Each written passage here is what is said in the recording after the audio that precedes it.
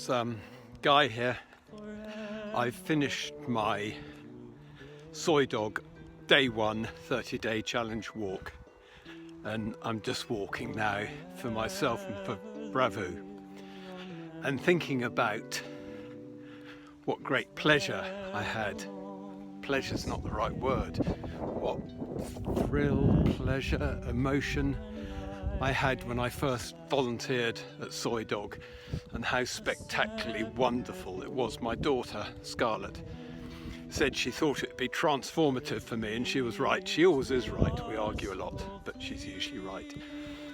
And of course, one of the dogs that made my time at Soy Dog so very special was Bravoo. Bravoo was just the most lovely dog. He had these gorgeous brown eyes that just pierced into you. It was amazing. I wish one day I might meet a girl with brown eyes like Bravoo's. It would be wonderful.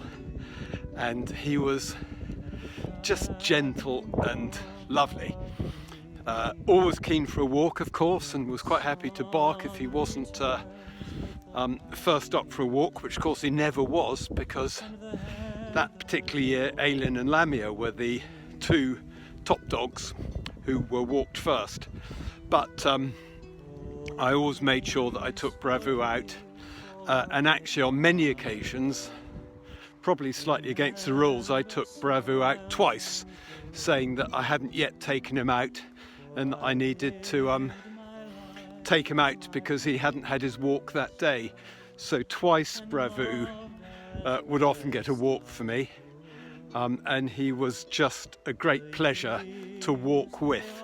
And I'm just so sad to hear the news today that he hasn't made it. Of all the dogs, I can't say of all the dogs that I've met because they're all deserving, but Bravoo, Lamia, one or two others just made a huge impact on me.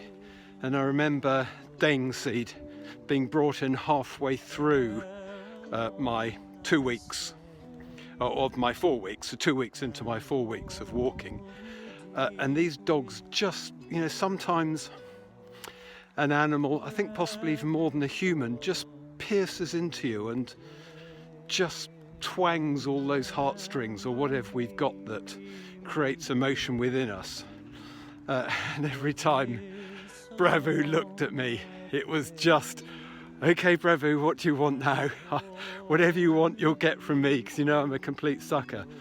And I just feel very privileged, if that's the right word. It's an overused word, but I do feel very privileged to have been with Bravoo in 2018 when I first met him, and again Christmas 2019, because I do go to Soy Dog every Christmas, of course.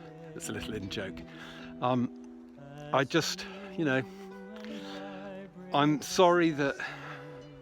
just very, very sorry that he didn't get adopted. He's just such a lovely dog. But actually the truth of the matter is, if a dog is that ill, they couldn't be in a better place than Soy Dog to spend the end of their life, because they will get totally dedicated attention.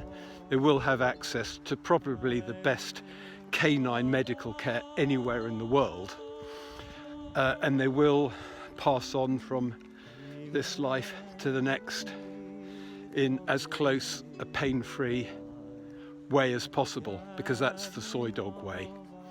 I believe it was Mark Twain who said, if there are no dogs in heaven,